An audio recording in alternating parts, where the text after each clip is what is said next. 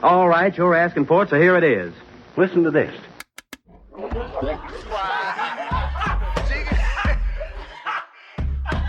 want you folks laughing at we partners pod, kid. You understand? We in here drinking, singing, swinging, all that shit, dog. We sweating, getting wet, and all that. All right, welcome to the live Drinking Partners podcast here at Barrel and Flow 2022. Everybody clap it up, y'all.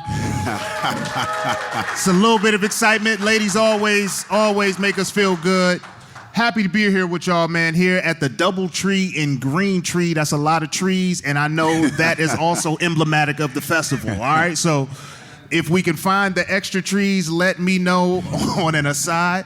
If you don't know, I'm half of your hosting tandem, Ed Bailey. I'm joined as always, with my co-host, Dave Bracey. Say what up to the people. What's good with you people? We are the Drinking Partners. This is Barrel and Flow Fest, and if you're looking for us, you can find us at Barrel and Flow Fest. Now. You can find us on iTunes, Stitcher, Libsyn, Google Play. We Googleable. And Spotify under Drinking Partners. You can find us on IG, Twitter, and Facebook at Partners Pod. Man, we've been doing this 7-8 years, 200 plus, 300 plus episodes. I don't know, man. But we've been asking you, and we will continue to ask you. Please, hop on iTunes, hop on Facebook, rate and review. That's how we know we're doing well. That's how we let others know that we're doing well. And that's how we continue to do well. So please, hop on iTunes, hop on Facebook, rate and review. Listen, the people who aren't here, you love us. You tell us you love us every time you see us. You see us more often. Please don't touch me. That's not where we are in the world right now.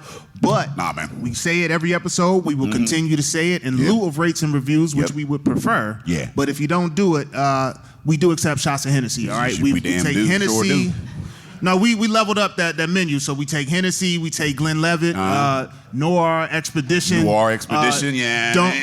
We got my man in the back with the white Henny. He does that, but don't do that all the time, okay? Don't be showing up with white Henny on a school night, okay? I got kids. I got a real job. But we are live here at Barrel and Flow. How y'all been liking the fest so far? Y'all been good? Y'all drunk?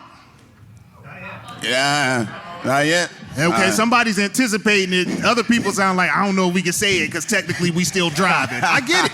Some of these folks is getting paid to be here. They ain't allowed to, you know what I mean? They don't know. Well, if you're getting paid to be at a beer festival, you can drink. You can get drunk. Yeah. I hope they know what the fuck. We didn't do our job right if they go away sober, right? There's enough beer out there, man. Shout out to the folks, other half in the building, and 18th Street as well. So what we got? Brooklyn and Hammond, Indiana, right outside of Gary. Shout out to Freddie Gibbs and the fam. You know what I mean? I don't know anything about Indiana.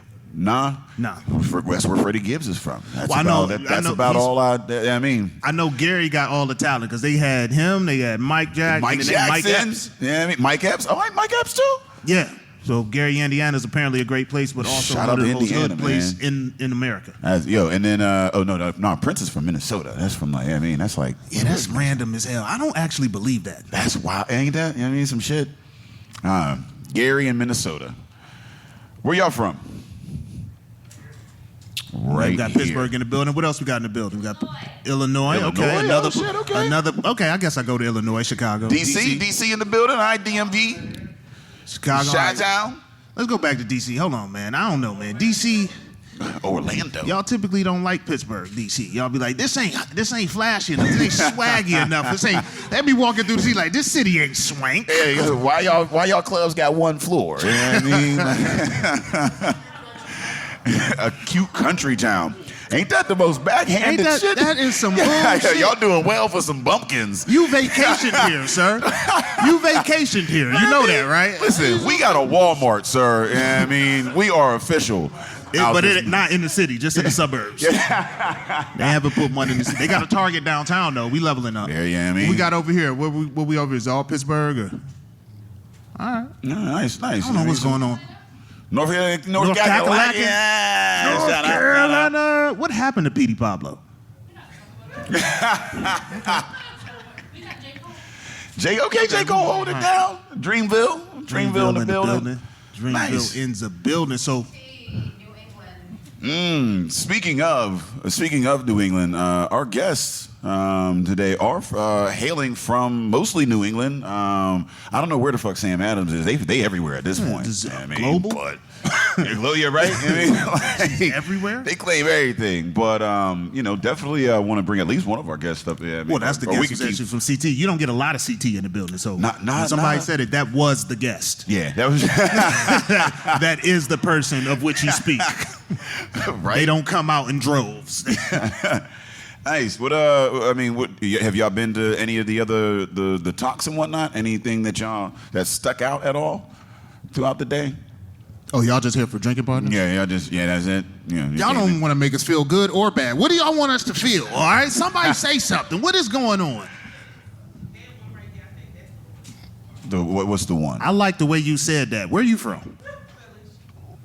I didn't get Philly off of that, but I still like the way you said that. There was like an extra W. That's the one. Like how you did that. Y'all just saw the film or whatever. Did y'all enjoy that? The one pint at a time. One at a time. Shout out to Aaron Jose. Is he in here? Nah, he ain't. I've seen him out around. there signing autographs. He's tired of us. Yeah. Yo, that man has watched us 5,000 times in the last state. 5 years. In every state. Oh man, I'm surprised he ever even fucking answered the phone whenever we text or call. He don't want to. Yeah. Oh shit, here come the party. Okay, now it's about to get live. Nice. Beers with Nigel in the building. He just came in. You walked in with a baby cooler. Why you got a baby cooler?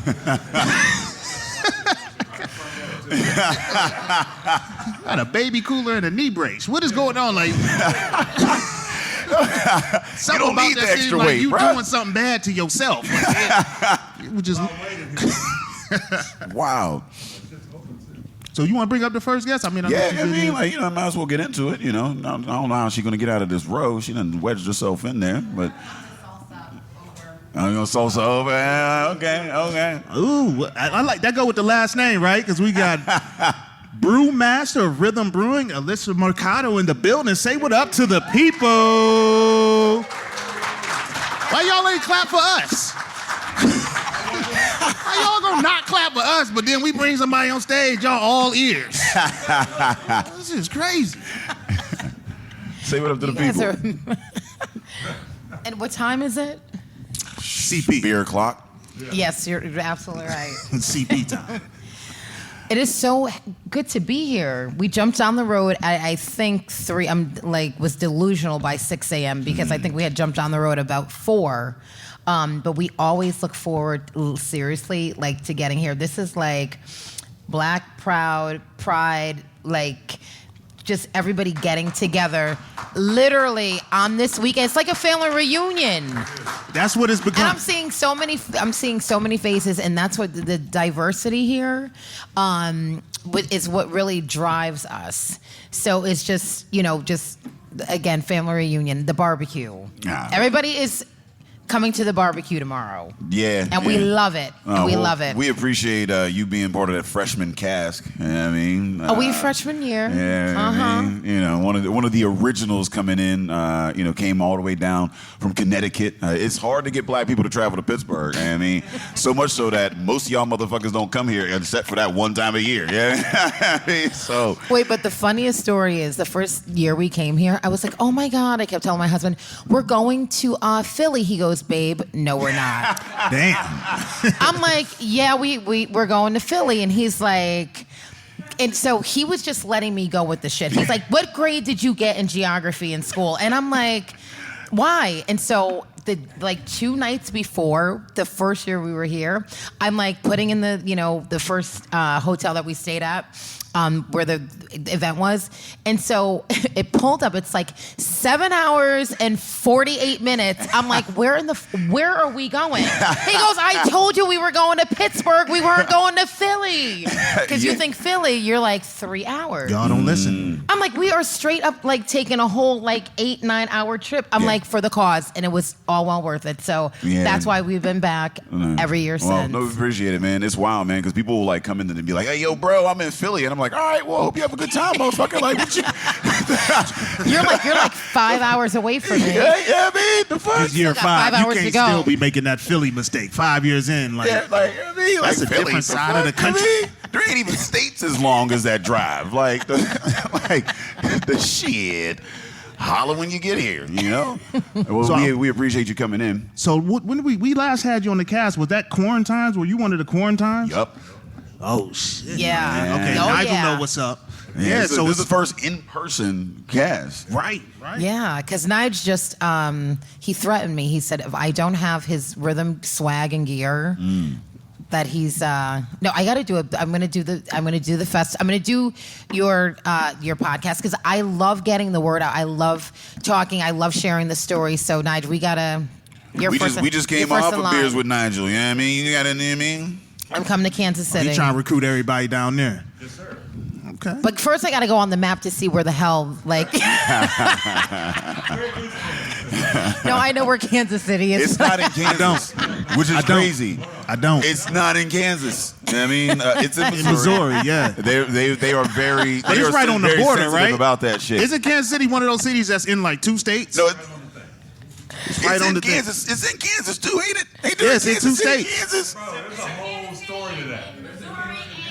Okay, so I mean, don't be mad at me. Be mad at those white Wait, people. but that's not the for, same. like, being unoriginal. So it's not the same city in both states. Fuck.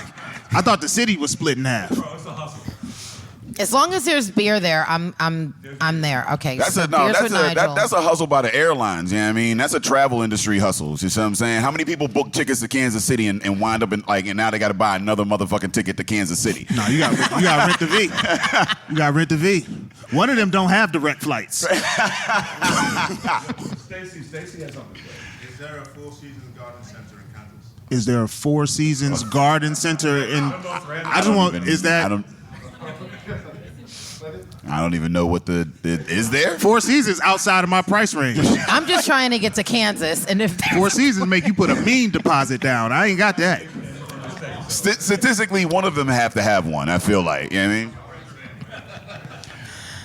So I think he traveled the farthest here, right? Oh yeah, we got England in the We got building. England in the this house. joint. Yeah. And he getting every. Let me tell you something. He's getting every bit of them hours out of this. He's taking full advantage. So if you want to have a good time, y'all make sure you find Stacy. All right. Yeah, man. Yeah, hook up with Stacy, man. Like, yeah, I mean, he's going in. I was out with this mother last night pouring bourbon on top of beer, man. Yeah, I dipped out before the bourbon. I'm not doing that on. No sleeping on tour, man. Hey, man, no sleep till Pittsburgh. You know. Yeah, that is the truth. So That is the truth. tell us how, you know, I mean, for the folks that didn't watch that, you know, quarantine episode and whatnot, I guess tell us a bit of, you know, who you are and how you got into craft beer. So the story goes back to the 1970s, and that's because both of my grandmothers were like super hip and they drank beer. And most guys, you know, back in the day, like it was like, you know, you can't, women in the house, you can't, you know, nobody's drinking beer. Like they would have to go like get it and hide it and sip it. But my grandmothers like were Miller High Life ponies. Oh yeah, if you have ever had a Miller High Life pony in your life, please raise your hand. Yeah. You are a part of the rock star nation. There you go. Yes. And I think I'm actually gonna bring ponies back. Yo, I'm not gonna lie. It's man. either 40s or ponies. It's something about it, like New England, though, I'm a man. 40 guy. Like, I'm a 40 guy. I went out to when I was in Jersey, like 40s. for the first time. I went in and like got a 6-pack of Miller High Life, and like I was like, yo, it's dumb cheap for this, man. And then I got back out and pulled out this little baby bottle. I'm like, yo, what the fuck kind of swindle? Like, what kind of swindling ass state is this? Pony bottle. Yeah, So y'all go it was- 40s. Right. But you know what? The great thing, it was cute and it was elegant and it would fit right, and so it was acceptable for for women and that's you know, yeah, and folks did like women to drink beer because that weren't having this big 40. I don't even think 40s were out back then in the 70s, but they were. Okay. Nah, I wasn't around. They don't know nothing about this. I didn't know 40s would never not around. Yeah, I thought it was just like they just I thought that's what beer Oh, originally then you were came in. 80s, 90s babies. These are the Mugs 80s, and then 90s 40s. babies. I thought it was mugs, then 40s. Like I thought the 12-ounce bottles was like new science because they dark and shit. Like the 40s is just straight glass. Oh, straight up, yeah. But you know, the Miller, the ponies, and they still actually sell them. But my grandmothers, they really, honestly, like, and that I had some of the best conversations as a child that I can remember with my grandmothers, because they were able to kind of like let their hair down. They're like, the guys were not in the house, and we would just have these talks. And so I really am paying homage to both of my grandmothers, and God rest their souls. I always say I'm telling their stories. I'm telling their stories of what they couldn't tell back in the 70s as women of color. So I am making sure that their voices are heard through me and my story. So that is really why I got into that. And plus, I love beer. So I'm the chick that would always go with my friends. Oh, the girls would be like, I want a sex on the beach. I'll take a glass of wine. You know, and so I was just like, I'll take a beer. Like I'll take a beer. Give me a beer. Drink. Yeah, I want a beer. I want something cold. And so, but I would tell you how I got into it. I was in Cape Cod, and so I'm at this beer festival with my husband, and I'm walking around, and I'm noticing a couple of things. Okay, there's not a lot of black folks. I'm like, but we're in Cape Cod, so I was just I was like, okay, this is, I get it makes sense. I was like, all right. And then I'm walking around, and I'm like, oh my gosh, everything was an IPA. Now, don't forget, I'm in the middle of New England. I'm in IPA like heaven. Like, there's an IPA to my left, IPA to my right. So I'm just running around this festival, and I remember drinking a pumpkin beer the entire time, because I asked my husband, I go, oh my God, I'm like, do you think they have a Bud Light here? He's like, oh my God, you can't say that at a craft beer festival. I'm like, at this point, I'm like, I just want something normal. And my norm was thinking about my grandmothers, and I just wanted a good tasting lager. Beer-flavored beer. I wanted a beer-flavored beer. Yeah. So we leave the festival, and you know it was great. We had a good time, but on the way home, my husband's like, are you okay? He's like, because you're never this quiet, as you can see. And I literally turned to him and I said, you know what? I go, I'm gonna make my own beer. And he's like, he goes, and I know you are. And game over from there. The wheels, when I say the wheels started spinning and turning, and then when I ever found out, now check this shit out. When I ever found out that the industry was $314 billion annually, and then I looked up the statistics and the percentages of what women and people of color in this industry were getting, it was less than 0.0005, and I probably forgot 2 zeros. Yeah. I'm like, not on my watch. That's it.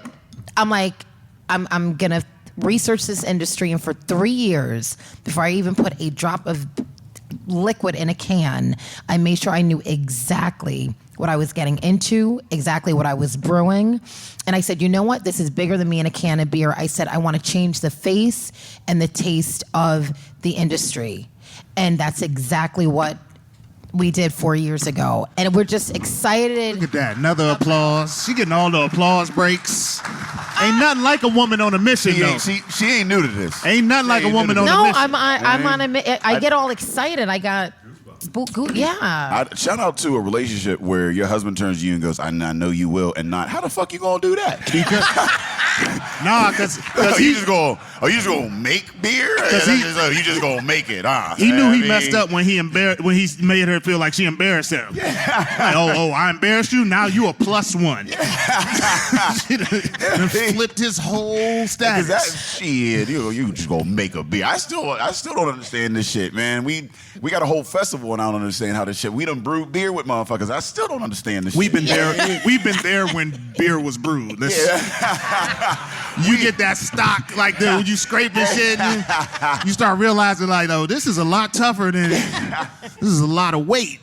Right? Yeah. You get into brewing, you're in your IPA central, but you're like, I don't know if I want to do IPAs. Like, how does that? No, I definitely that was not even a question.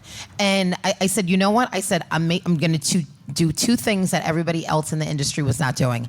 I'm making a lager, I'm not making an IPA, and I'm not building a brewery because I didn't have the money. I'd be living off my salsa money, and I'm like, I didn't have any of that money to sink into a beer brand. I go, I'm gonna build a brand instead of building a brewery. And that's what I had to calculate if I was gonna get into this exactly how I was gonna do this. So yep, definitely not an IPA, but I will tell you, because I'm known as Lady Lager, I will be coming out with an IPA, and it's going to be called "Don't Judge Me." Exclusive.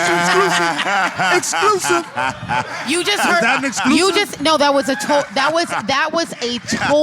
total exclusive. That was just because that's how my crazy brain works. Like on the drive here, we were talking about like Aaron, Judge, and so I'm like, oh my gosh! I go, I'm gonna make an IPA, and it's gonna be called "Don't Judge Me," because everybody's like, oh, Lady Lager, yeah, and I'm like, yeah, I'm not doing the IPA thing right now, but you've heard it first. Yeah, I gotta put a drop on that, exclusive. World premiere. Don't do that. Let Buzzy do that. Let Buzzy handle that. You sound like a dying beagle. What that was. And so we're excited about that. And I know that Megan Parisi from Sam Adams, they are on their way. Something's going on with the lift system here, because I think somebody canceled. Well, the problem is the problem is Billy Joel and Metallica and Jesus are in town. Like, it's just everybody. Wait, they all here? Yeah, they all here, man. I mean, I don't know. Motley Crue is here? I don't know about Jesus. I don't think he's ever touched down in I Pittsburgh. thought that Motley Crue dude was like wilding right now. Motley Crue's in town too? Yeah. What? The Crew. So wait, didn't dude just go viral? Because he... Oh wow! I feel like White Society came together to go band against this festival, man. Like, how the fuck y'all all showed up to Pittsburgh this weekend, bro? Like, come on, the whitest man. lineup ever. It's a right? conspiracy. Yeah, I mean, the Koch brothers is funding all this shit, man. Ain't that some shit? They don't want Lady Lager in the game anymore. But it's funny because that's like my, not aging myself, but I grew up on like. The Crew and Def Leppard, like Photograph is like one of my favorite songs. Like I literally I want your photograph. I don't need your photograph. DC, you know what they talk about, DC? Are they playing that on U Street? Are they playing Motley Crue on U Street? That's what I need to know. Y'all went down a path I know nothing about. Some of them it's in their rotation. I know that song is in your rotation, and you don't have to admit it today.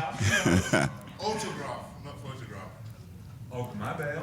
That's right, Autograph. Rock yes. Leopard in the building. He ain't just a name. He know his rock. Yeah, I mean. What's on your playlist? What's on your brew playlist? Like, what are you listening to when you're brewing? Oh my gosh! So the go-to song is either Rhythm Nation, because every brew day, Rhythm Nation, yes, or the Rhythm Is Gonna Get You, and Johnny Cash, When You Get the Blues, Get Rhythm, and so a lot of songs with, and then the ritmo, the new Spanish. Nah, you don't look at me like I'm gonna know what it is.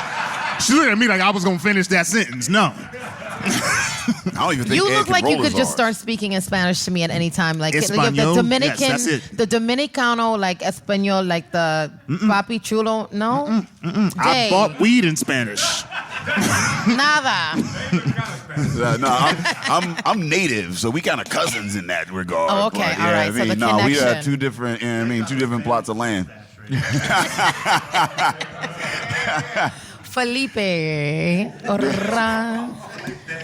No, that's one of the songs also. But no, seriously. So our playlist is, and we have a rotation. So any song that has rhythm in it, we rock it out. And I tell the brewer, because I contract brew right now. But I tell the brewers, I go, guys, I'm sorry, but this is, my brew day. I'm like, so you're going to have to, Gloria Estefan, Janet Jackson, like the whole, we're just rocking out with that. Then they said, not a problem. I usually get everybody dancing. That's before we start brewing. We have like a little warm up, and it's great. So no, that is like straight up playlist. Anything with rhythm in it. Man. Yeah, that's how I Absolutely. That is. I told y'all he is not fucking around. That is absolutely that on the man playlist. Is partying. Babe, we're going to England. Yeah. We got to come and visit. Yes, we got to come and yes, definitely. We're going That's to why England. he partied so hard here. He didn't invite anybody back. He was like, yo, I'm talking. But come over here, have a good time, and I'm gonna see y'all later.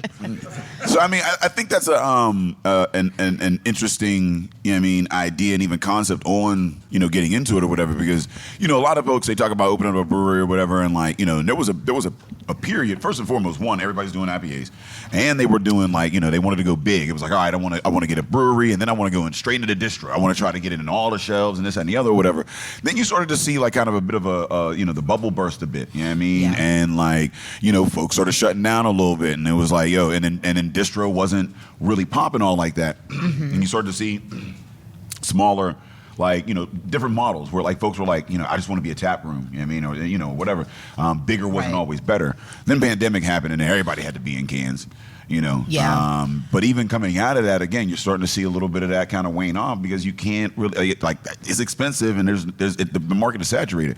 But contract brewing is something that there's a lot of that happening in the industry, but mm-hmm. It's not a thing that people really know about all like that. I mean, as they just see it on the shelves and they just get whatever. Right. But the idea of doing that as a gateway to get in, or even as your model and whatnot, what are the, what did you see as the advantages of that? What are some of the pitfalls that you would, for somebody that wants to take that route, that you would, warn against? Yeah, and that's a great question, because I was able to focus on the brand. I was able to focus on, like you said, the on-premise, off-premise, getting the beer into stores and on shelves. But then making people aware that we were even out there. And sometimes if you're multitasking and you're trying to run the brewery and pick out paint colors for your walls, then you're totally missing that out the gate. We were out the gate. When we opened, we were like, you know what? Let's play ball. This is no joke. So I'm going to tell you, if you're contract brewing, he put up the church finger. Put up the usher finger. But if you're contract brewing, I will tell you, if you're out here and you're even thinking about getting into the industry, personally, that is the route that I would absolutely go. What is contract brewing? Contract brewing is when you take, as a brewer, you take your brand, your recipes, and you go and you are brewing at a facility. So I teamed up with some of the best breweries in Connecticut, and I said, okay, we don't have our physical location, and I'm not brewing beer in my bathtub or basement. No. Mm-mm. So I was like, because we knew we were going to go from 15 barrels, and very quickly we went to 30 barrels within 6 months of opening up the brand. And so the contract allowed us to, this is the drive-through right here, by the way. If you want to come by and get beer, we let Nigel sit up front. You know it's going to be a distraction. Yo, beers with Nigel ain't got no beers with Nigel. Asking me but he got a cooler. He came in with a cooler purse. How you gonna come to my podcast and ask for a beer? Beers he came with Nigel. A cooler satchel. You ain't living up to the name. Go ask me for a beer, Nigel. I love it. This is why we're family. But contract brewing is really the gateway to get your feet wet, and just really make sure that. But make sure when you contract brew, make sure you find someone that is on the same page with you, because I found immediately that there were some people that were really excited that we had gone into the industry and we had shaken it up, and we were the first person of color that was a female in the state's history. Some people really didn't care about, they were like, whatever. As long as you make great beer, we make great beer. What makes your beer different from anybody else's? You're just making beer. Okay, you're a chick, and you're a person of color. That's not what we wanted to hear. We were excited. So when you have a partnership, and again, even if you take the color out of it, just go with someone that is aligned with you and that's willing to work with you, and that has the same exact vision. So we had to cut ties because I was like the haterade was too much. I'm so sick of motherfuckers be on the post. They be like, I don't care if you're black, white, brown, or yellow, or green, and you're making beer. If you make good beer, first and foremost, I don't know who these green motherfuckers is making beer out here. You probably shouldn't be drinking whatever the fuck they brewing, because like clearly it's turning them green. You know what I mean? Secondly, you know what I mean? Like that's a place of privilege, right? You know what I mean? Where like like, I don't have to care about the color and whatnot. It's easy not to care about color when it's white, when you ain't got no motherfucking color. You know what I mean? Like, Well, they got all the colors. They got it. They turned all the colors. They probably the green motherfuckers they talking about. Right. You know what I mean? Like, right? You know what I mean? Like, but it is. It's when you don't have to look at color because it's not a thing that it impacts you until, you know what I mean? And then they go, oh, well, And I saw it. And you know what? The thing as soon as you identify something, this is just in life in general, as soon as you identify something and it's not, that the relationship is just it's not going to work, don't prolong it. Yeah. Don't date. I didn't want to date these brewers for like another 6 months. I knew what they were. Man. I knew exactly. You might fuck around and have a beer baby, and now you committed. Now I can't go get my logs. Right. I can't go pick up my cans. You know what I mean? They have my labels. They have my recipes. No, so what you do is you absolutely bow out gracefully. And once you get all of your shit, then you can call them back and and have that adult conversation go about fuck yourself. Wait a minute. Yeah, well, this Hey, like as soon as they have me, as soon as I get my shit, she said, wait until you get all your shit out of there first. This has happened to me. I've come home to an empty house and a voicemail. Right. I know it's not good, right? No, well, and sometimes silence is the best. So, but you're right. I mean, that's because then you have to think about what part you played in why there was a demise of that. But contract brewing can be a beautiful thing, and we're at a place right now that we are so excited, like in Connecticut, and that's what led us to the Sam Adams collab. And when you're brewing with the largest craft beer company in the country, and they reach, and it's funny how this happened. And I'm Megan. The Lyft people. I don't know. They're on their way to the Motley Crue concert. I don't know. I feel like that was room for an applause break right there. No, dead ass. She's brewing with the largest brew company in the world. Yeah. Thank the you. largest brewery. That's not nothing. The largest craft brewery. Like that's a big deal. We do not take that lightly, and it's one of those experiences where you have an experience where there's more experience to come. And I will tell you, we're actually the collab works so well that we are on we're pouring the Sam Adams Rhythm collab tomorrow. So it's called. Yeah, we are. It is so. Oh, it's still not. I mean, I take myself out of it, but you gotta. Yeah, why would you do that? Without you, it's just Sam Adams. Why would you do that? Another white dude. No, because it's just like you can't listen. It's a flavor profile. I'm talking about the flavor profile. You can be biased to your own shit. They had to bring. Like, what do you mean? Take myself out of it? No, well, because I'm not biased. No, for the taste. Because I think everybody's beer. It is a dragon fruit kiwi lager. Kiwi. Lady Lager. Knocked it. Kiwi. Lady Lager don't play. No, that's it. It is. God damn. How did y'all? So how did that? First and foremost, like, what was you doing? Like, how was that situation where you just was like, you just got a call and it was like Sam Adams was like, yeah, we about to brew together. Like, how the fuck? Like, that's a wild ass phone call. It was so wild because within the same week. They had reached, I think it was on the heels of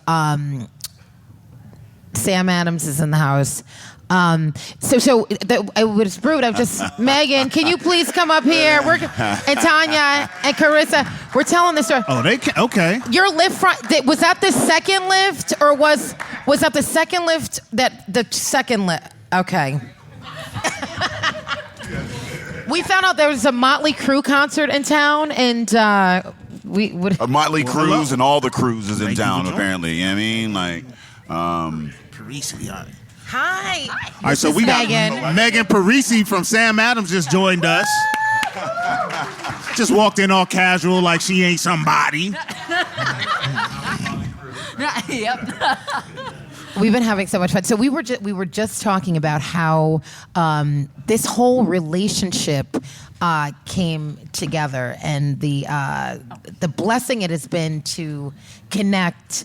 And we don't take it lightly that Sam Adams, you guys representing the Boston Tap Room, it's like the largest craft beer company in the world. And then we're brewing with Rhythm, who, just with the potential of just in craft beer and loving it, but how this relationship absolutely, how it came together. It was insane. I mean, it was really. Is this thing on? Yeah. It was. Is this thing on? Just checking. There we go. Oh yeah, it's on. No, it really was just almost like it was meant to be. Could not. You can't make this stuff up. Tanya, who's marketing manager at the Boston Tap Room. Woo! Yes. She and I were talking about looking at our potential collaboration partners for 2021, and we were looking at people that we wanted to work with, and we didn't know Alisa, but we came across her and Rhythm, and literally we're talking about.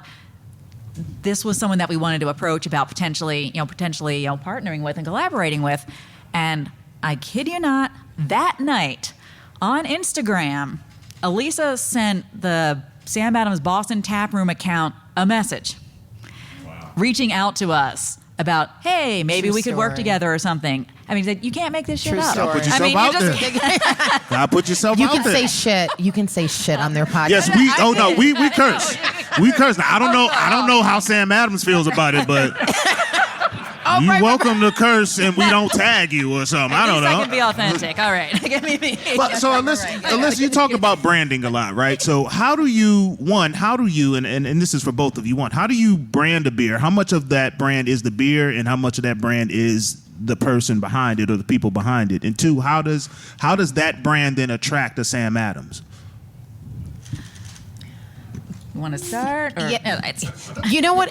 I'm going to tell you that the connection that we had, it was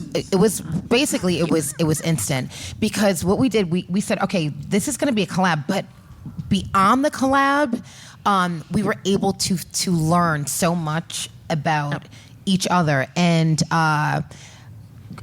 brewing with Megan, the experience was incredible. I mean, you're brewing on a system. Like, I'm used to mashing in myself and but no, I will tell you, the experience was just incredible, because they bring you in, they take you under your wing, but it's about the beer, but it's really honestly about getting to know who we were, and me getting to know who Sam Adams was, and the stories, the conversations that we had were just as important as how great the beer came out. And the beer is delicious, but I think our connection was solidified when, we knew that there was that synergy within 24 hours of us connecting. I mean, so much of it's kind of what you're saying about even, beer and or people representing a brand, or even just how do you kind of build that or communicate that. I think this was kind of that perfect example of, the beer was going to be the beer, but the beer then became way more special once, Alisa and I were in the same room too, and talking together, getting to know each other, kind of understanding how we each think, how we're looking at beer, how we're looking at brewing, how we're looking at kind of just even our places in the industry too. I mean, I'd say for me in some ways that makes the beer taste better in the end, because it means even more. I mean, sometimes a beer is just a beer. You have, and it's delicious. You drink it, you enjoy it, and that's great. But sometimes you drink a beer, it's the same beer, but it means so much more because it's not just what went into making it. Part of what went into making it was that relationship, that understanding, the knowledge of someone, the realization of the things that you have in common, and also the things that you don't. And where you augment each other. And I think that was kind of one of the things about the project the first time that made it even more fun, and what kind of made it then an obvious continuing relationship that we wanted to work with Alisa again. And again and again. Yeah. We call that hit different here at Barrel and Flow. So that's we can summarize all of that. All right. So let me ask you, how surprised were you when Alisa shows up with her own playlist and say, y'all gotta listen to all these rhythm songs? Not one bit. Oh wait till I'm going to tell you, when you stop by our booths tomorrow, because we're positioned right next to each other. We have a party. We pour all day, but we have so much fun. The energy it's on. It is on. You heard her. She said it is on. We dance. We just enjoy pouring. We enjoy telling the story, telling about the collab.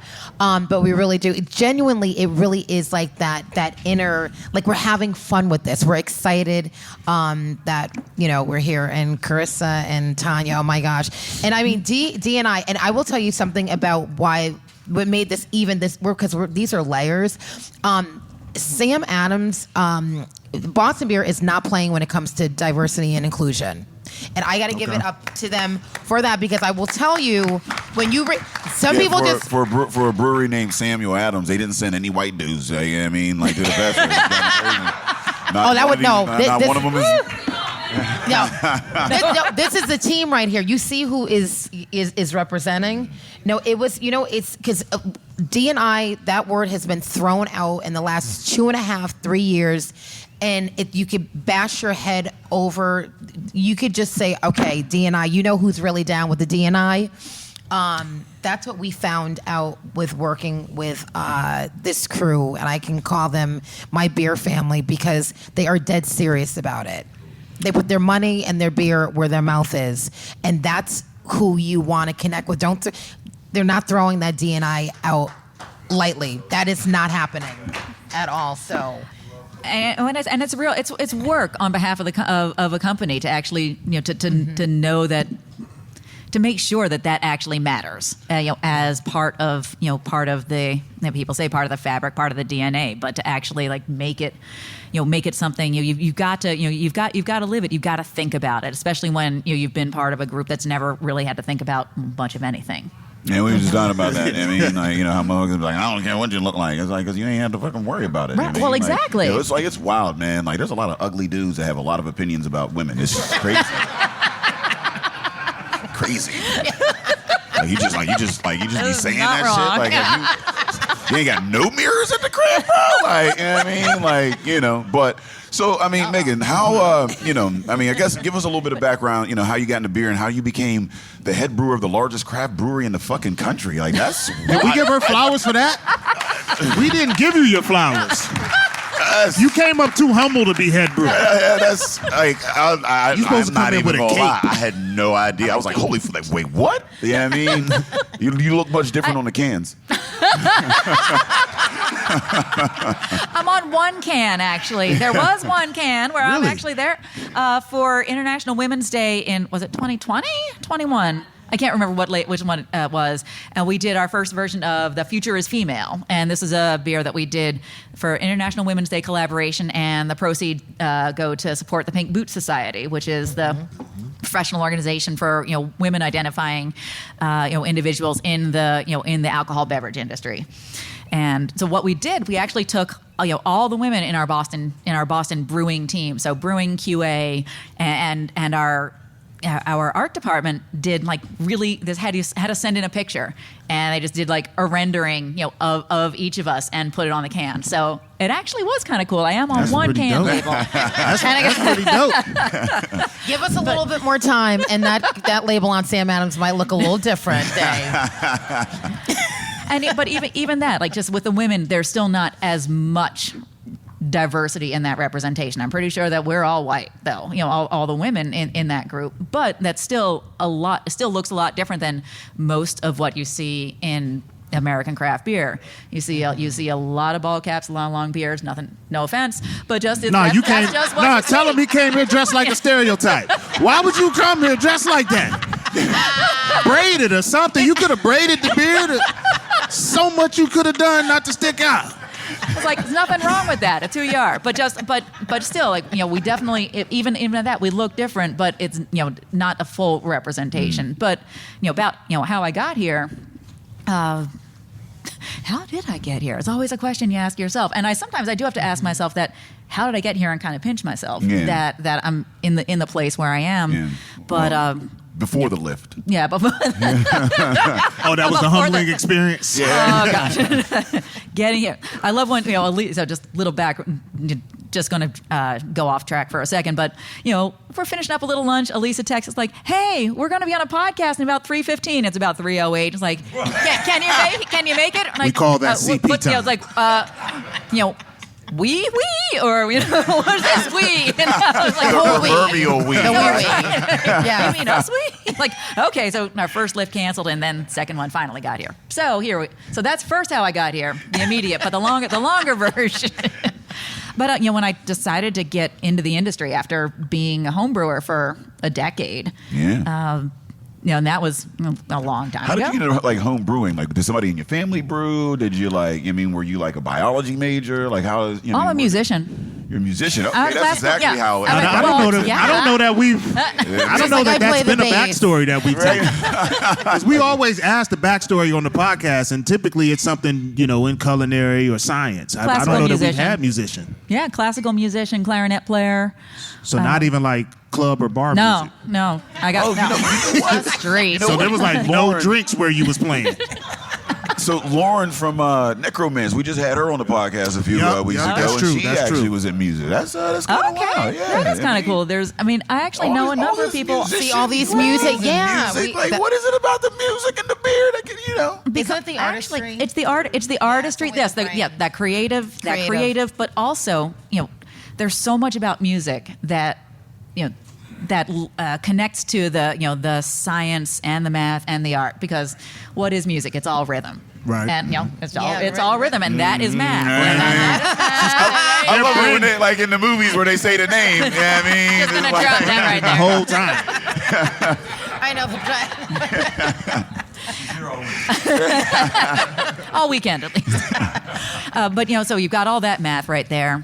How do you what is sound? Sound is all physics. The distance between notes. It's just that's tone production, and that is all physics. And then what are you doing? You're creating something, and you're doing an interpretation, and especially in music, you're doing in classical, you're playing pieces that have been done many times before. In modern music, we're calling them covers of songs and charts that have been done time and time again. But why are you going to do something that someone's done over and over? Because you feel like you've got a unique voice, that you've got something that you want to communicate. Maybe it's not going to be better than someone else, but it's yours. So that's what we're doing with beer. I mean, how many does the world really need another great lager or a great IPA? I mean, there's hundreds, thousands of great beers that are already out there that have defined styles and categories. But why do we do this? Because we each feel like we have a unique voice or something to say, and you hope that someone else is going to appreciate that. Just one. It may not be the best interpretation, but you want it to be great, and it's yours. And and with that you connect, and that is just, for me, where I feel like so much about music was a very logical connection to the mindset of being a brewer. So then you started at a brewery at some point, and then at some point you became the head brewer of Sam Adams. How did that happen? Well, my first brewing job was kind of like kind of like a lot of people started, just got someone to take me in and let me do work for free. Come in and scrub floors and wash cakes. I think they call Yes, it like exactly. an apprenticeship. Apprenticeship. Yeah, Apprenticeship. And No, as black people, we're you've been familiar apprentice. with, Yeah. free labor. Totally. This country was built on apprenticeships. Not wrong. but yeah, it's kind of like that. And eventually, it didn't take too long, but fortunately the people for whom I was, apprenticing saw that value really quickly because I kept showing up at 6 a.m. on every Monday morning to show up and scrub floors and wash cakes and take every opportunity to learn whatever they would teach me. And they were then willing to teach me more. And, within a few months, they finally realized, well, she keeps showing up. Guess we got to start paying her. And turned that into a part-time job. Wound up spending 8 years there and being, lead brewer by the time I left. Oh, shit. Nice. Yeah. So kind of really worked my way up to helping build a team out there, have more leadership, and really develop my skills at this small brew pub. Wound up having some amazing opportunities at a couple other breweries to work on some build outs. Just way totally not qualified for those opportunities, but by doing it, again, part of that fake it till you make it. What did I learn in each of those? Like, all right, Yeah. I learned now that I could do these things not as well as I thought, but from the next time I would know from all those mistakes. And I had just gotten a job back in Boston with a brewery. I was working with a friend of mine after coming out of it was like a bad breakup, out of a bad brewing situation, like a bad relationship. talking And a about friend kind of gave me a talked about the brew lifeline. relationships. Yeah. Yep. Friend gave me a lifeline, and I was helping him build out his new location. Within a year, the head brewer job at Sam Adams opened up, and my first thought was, well, that's too bad, because I had just recently started this job that I liked with a friend of mine too. And I'm like, well, that's just really too bad, because normally I'd apply, but then someone insisted that I just had to apply. I'm like, you can't not. It'd be foolish. Yeah. And it just, again, once we started talking, I probably would have kicked myself for not applying. And once we started talking, it just became clear that this was going to be the right place, and that was about 7 years ago. So I've had a couple different roles there, within the R&D brewery in Boston, and now running the tap room, and doing also doing a lot of new product development in between as well. But the tap room is really kind of my sweet spot as far as like just getting to actually be able to represent Sam Adams, but not be worried about is this beer going to be something you could make on a large scale or be profitable around the national distribution. Like, we can make things because they're creative and interesting and fun, and we can do these partnership projects as well, these collaborations. We have that opportunity to bring partners in and have these great relationships. Did y'all bring any of that red brick with y'all, man? Because I heard y'all. I mean, or is that illegal? Brick red. I heard it's illegal to bring it out. See, the squeaky wheel don't get the fucking grease, man. But that's what I wanted to ask, and I'm glad you touched on that, like the tap room experience, because I wanted to know, when you come into a company of such large magnitude, like, how do you come in saying, all right, I'm gonna make my mark? Like, how do you, like, are you focusing? How do you make your mark on the beer? How do you make your mark on the experience? Like, how does that even work?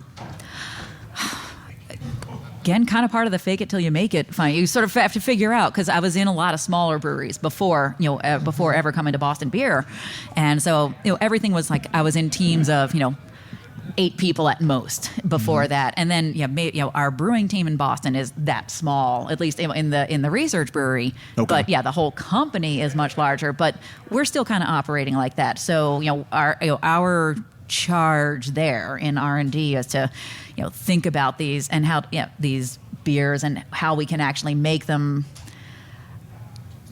into something that could be brewed and sold nationally. The whole, the marketing side of things is where, can they sell it? Right. Is this something that kind of fits with the brand? Is it something that can sell in Portland, Maine and Portland, Oregon?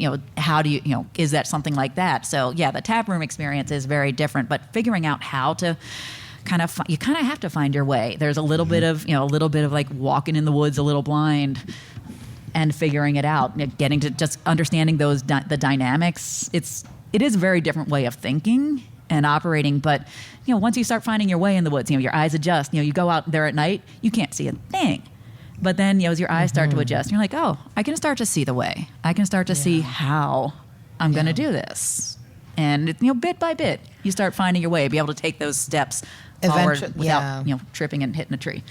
And that's what we always discuss, like on our conversations. It's like everything. Really, once it comes together, it clicks. So it clicked. In being females in the industry, being a woman of color, there's just we could have conversations that I would not be able to have anywhere else. And so, like she said, it's like there's a step. You keep stepping, you keep moving.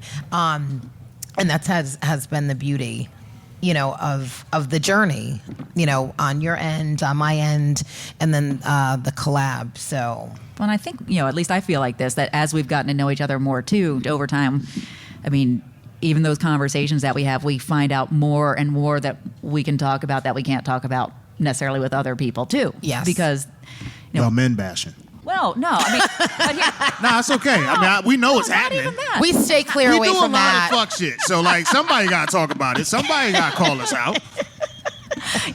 You're giving yourself too much credit to think that we're going to talk about okay, shit okay. that's that important. Okay, We're all busy. right. Listen, we are busy right. brewing beer. Was that, We are right. We're busy coming out. is that where we go wrong? We think y'all think about us? There's so many R&B songs telling us that y'all ain't think about us, and we just don't listen. We're coming up with recipes. We're coming up about can designs. So usually that never We're comes actually into kind of focused on what we're doing. Yeah. I know that doesn't seem Business. right. No, I know. It's Doesn't seem right. but no, hard that's to exactly imagine what that we we're do. focused on what we're doing. But I Yeah. think. Oh, go ahead. I didn't want to cut And you you off. have to come over to, I think we're 156, 157, booth 150, the layout. You'll find us. We're next to each other. We're next to each other. Yeah. Yes, 156. Look for the party. Yeah, look for the party. We'll have like impromptu dance Well, she said y'all gonna be dancing, so I This- do want to see the this- dance. you Yeah, wanna moves. we're see doing this woman impromptu dance contest at our booth. By the way, we're 156, 157. Like the layout. So just come and find us. You'll hear the music. There's art stages. So right next to the DJ stages and the art stages, you'll see. I mean, you can't miss them. Like, I mean, Angry Orchard's going to be there. There's like a big ass can that they bring in and shit. It's like a 20-foot can or whatever. So like, just go buy the can. Like, Also, there will be a dance contest apparently, so you can't miss that. They're going to be. we're having a dance contest.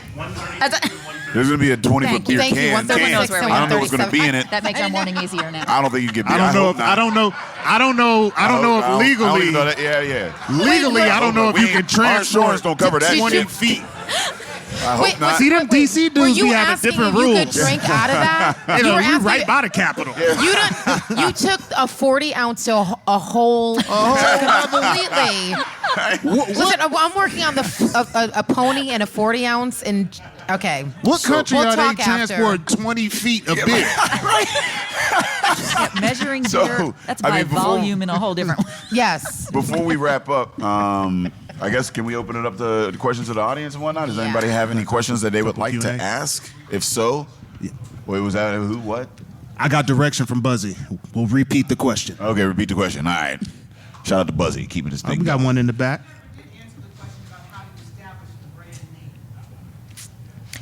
Oh, that's because I asked it. So she said she never answered the question as to how they established the brand, but I think they're not answering questions from men. So you could ask. So if you ask the question, I think we'll get an answer. We love our guys. You know we love you guys. Is that question to myself or Megan? Oh. Yeah, so both. Oh of yeah, them. so collab. Our first collab was Up Tempo. So our first collab, and it was a sparkling lager that was in. It was just incredible. But you know what? We took a lot of time to come up with the name, and Tanya was involved. Love her. So we kind of put our minds together. And by the way, there were men involved. I think in the last design. Okay. They All right, said, we in there. We in there. there was one. All right. He came through on the design. But yeah, the up tempo was great. It just it morphed into like our love for music. Yeah, it all comes from kind of from the relationship, understanding each other, thinking about the beer, the whole thing, just the whole process. But not one person came up with a name either. It really was this sort of like. Yeah. Kind of this like little dance of just that idea and where does this take us, and if do we want to think about, because music is a common thread for us both. And we also talked about like the hops, like what ingredients were going into the beer and the collab. We love our South African hops that is in our flagship. So Megan, looked over the brew schedule and said, you know what, let's incorporate those South African hops. And so this really was teamwork. It wasn't like one side. It was really put all of our ideas and all of our artistry on the table, and it was beautiful how it just kind of came to fruition. So that was our first one, and then Light It Up. That's our new baby. That's collab 2.0. So it's a Light It Up, and you can. I don't even remember how we got to the the name and the brand, but it all really kind of stemmed from again our relationship, and then thinking about the beer and the flavors and what did it spark in us? What kind of ideas did the idea of the lager with the dragon fruit and the kiwi? What do we get? And I think it just sort of seemed like they seemed kind of like light and exciting and just like Megan, I think our hormones were racing that week. Could have been. Things you can't talk about with other brewers necessarily. No, and I think we were just like, you know what? We're like, light it up. We're like, okay, women in the industry, and like just, and I think Tanya, because we had a couple of texts back and forth, and we were like all excited. We're like, yes. We're like, let's light it up, and we were talking about like a Lizzo song, I think, and it just went from there to there, and then again, that was like, and then one moment it's just clear. It becomes very clear. Like we sort of land on it, but it's just it's this bouncing ideas, kind of like even going at the recipe. Just even the name is kind of bouncing ideas back and forth until it just becomes this aha. At least for us, it was like this, like that's it. Yeah, we're like dragon fruit. We're like yes, fire. And the kiwi, and so it was, so from the name to the recipe, we just don't throw stuff on a can and have a design just for because we're doing a collab. No, this was very thoughtful, and that's why again this partnership was special. Now I know we had one. Do you still? We had one questions. over. I know we're gonna.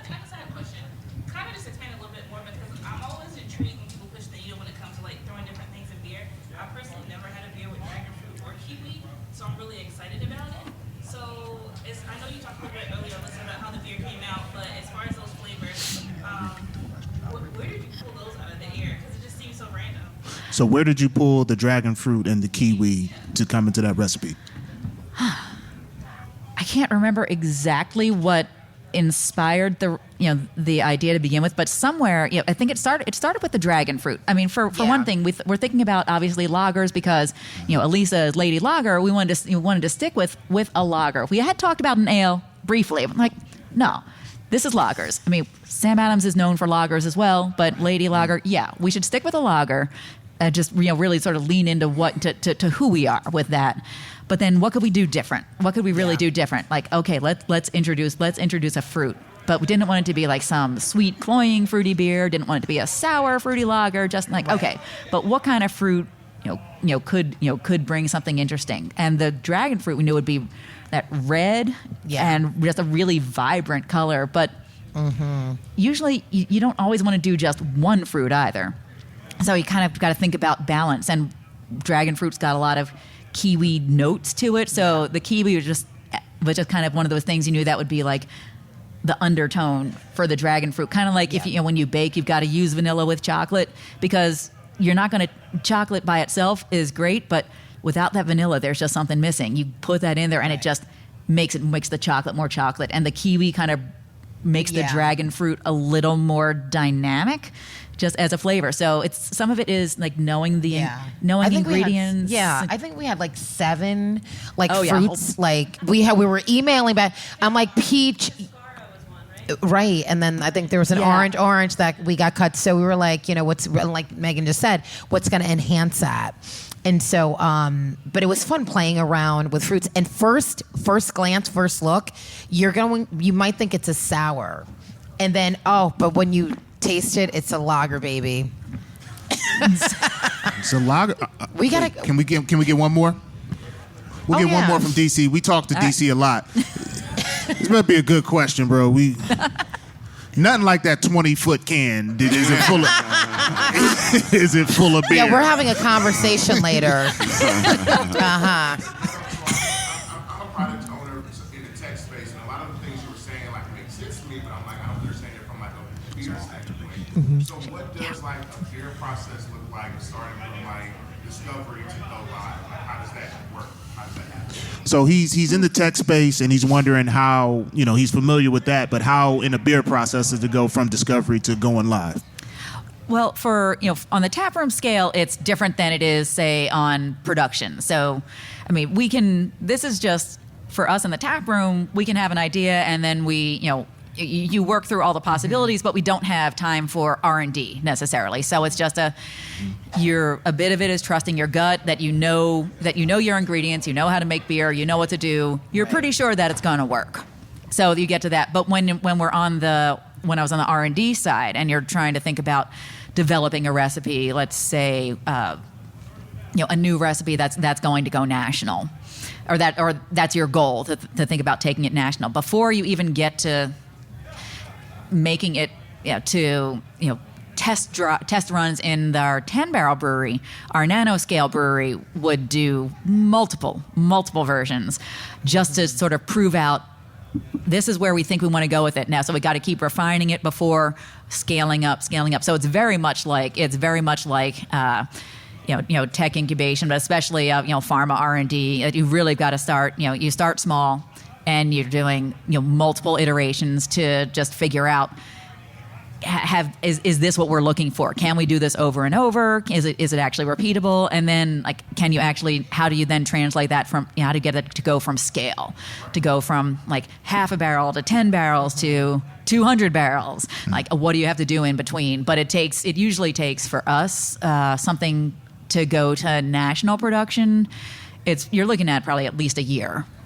From initial, from concept to test batches to more larger test batches to the first runs in production even before a national release. So it's a lengthy process because it is a big risk.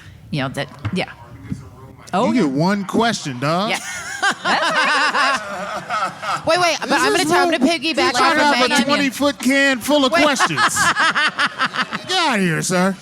Wait, I'm going to piggyback off of what Megan just said. See, I was doing 5 gallons going to 15 barrels. So I was like, that whole year process. Wow. My thing was taking maybe like 2 or 3 weeks. Okay. But that's when you're going, you're getting like the pilots made, but then you're starting out. And so those are probably numbers, that you can, but 5 gallons to, a 7 barrel to a 15 barrel. But the same thing, it really is about transition. Yeah. Whether you're doing 200 barrels a month or 1,000 barrels or 10,000. So I don't know about y'all, but I want to be a part of this pilot process. So everybody who wants them to start testing their beer recipes out on y'all will have a sign-up sheet. But for the rest of the folks listening, we about to get back to the rest of this festival, right? Like, there's a whole ass rest of this festival and a share going. So it's about to get crazy. Dave, for the listeners who lame as hell and didn't come out and just listening to us have fun, let them know where they can find us. We are the Drinking Partners. You can find us right here at Barrel and Flow Fest all motherfucking weekend. But you are at home right now, lame as fuck. So sucks to be you. You could also find us on epicastnetwork.com/partnerspod. You can find us on iTunes, Stitcher, Libsyn, Google Play. We Googleable. And Spotify. Sorry, I'm drinking. Under Drinking Partners. You can find us on IG, Twitter, and Facebook at PartnersPod. And before we get out of here, we also got a fucking TV show. I keep forgetting about that, man. Yo, we Don't on forget TV. about your TV show. We on That's TV. We already got a Come TV on. show. Yeah, We made it to DC? Yeah, I mean. Hell yeah. You can download it. It's mobile. Yeah, Club Love. It's on your Roku's. It's on your Apple TVs, your Android TVs. It's on Fire TV. It's on all the TVs, right? Anything you could steal based on the internet. Right? All the streams, right? Sling, Hulu, US TV Go. All the shits, right? So it's very local TV, and it's called Ed and Day in the Berg. It's about Ed and Day in the Berg. So you know what I mean, check that out. I mean, even for the folks here, if you're looking for things to do in Pittsburgh, check out Ed and Day in the Berg, and get a couple of ideas and whatnot. And again, you can check that out on Very Local TV. And then my cousin Vita's in the house. She came in from Philly. Vita. I mean, she got a website, Life with Love, and that's for folks with disabilities that are looking for love. You do not have to be alone just because you have a disability. So, you know what I mean, if you're looking for other folks, go ahead and check out that website. That's awesome. You know what I mean, all about supporting the fam and small businesses. Thank you for having us. This was great. We are Thank you so for excited being here. about tonight. And we want to thank y'all. the whole- We want to thank everything, our guests. every Give it up weekend. one more time for Alyssa and Megan over here. The future of craft beer, right? Like, we love to see it going in that direction. Love y'all curating the vibes, curating the beer.